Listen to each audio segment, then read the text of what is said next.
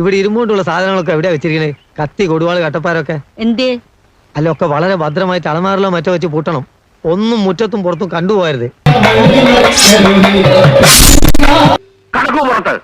അടുത്താൽ പിണറായി ആർദ്രഹൃദയമുള്ളയാളാണെന്ന് മനസ്സിലാകുമെന്നാണ് അടുപ്പമുള്ളവർ പറയാറ്.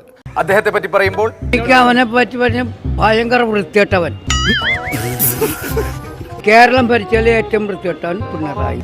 കണ്ണു തെറ്റിയാൽ കണ്ണിലെ കൃഷ്ണമണി വരെ കട്ടോണ്ട് പോകുന്ന പെരുങ്കള്ളൻ. വേഷം മാറി എന്ത് വേഷം കെട്ടും കാണിക്കുന്ന വെറും വൃത്തികെട്ടവൻ. സത്യം, എന്നെ എവിടെയെങ്കിലും തൂക്കിക്കൊല്ലട്ടെ, എനിക്ക് കുഴപ്പമില്ല, ഞാൻ പറയും. പക്ഷേ കളിയും ചിരിയും ഒന്നും ഇഷ്ടമല്ലാത്ത ഒരു ഗൗരവക്കാരന്റെ ഇമേജാണ് പിണറായിക്ക്. കുടുംബത്തെ പറ്റി നാട്ടുകാർക്ക് എല്ലാരും സാറ് പറഞ്ഞ അതേ അഭിപ്രായം പറഞ്ഞു. പാർട്ടി പരിപാടിയിൽ വരുന്ന നാടൻ പാട്ടുകാരെ വരെ വിരട്ടി ഓടിക്കും. ഞാൻ കണ്ടതല്ലേ. ഞാൻ ആരോടെങ്കിലും കുറച്ച് ഗുണ്ടായിസം കാണിച്ചു ഒന്ന് റിലാക്സ് ചെയ്തോട്ടെ പറഞ്ഞുള്ളേ.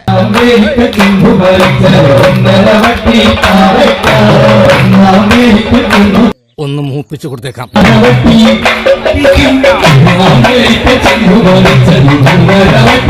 രണ്ടും കൽപ്പിച്ച് ഞാൻ തീങ്കണ്ണിയോട് ഏറ്റുമുട്ടാൻ പോവുക. വേഗം ചെല്ല്, ഇപ്പൊ ഉടനെ നിയമനോത്തരവ് കിട്ടും.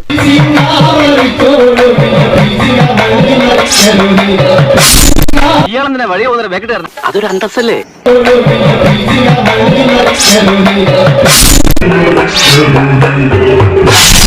കണ്ടില്ലേ, ഇങ്ങനെ ഒരു ജന്മം കിട്ടിയ ഭാഗ്യം. ഭൂമി വളർന്നതോ ആകാശം ഇടിഞ്ഞു വീണതോ ഒന്നും എവരറിഞ്ഞില്ല.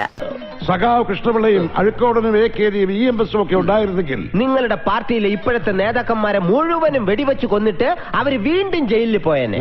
വരട്ടെ, വരണ്ട.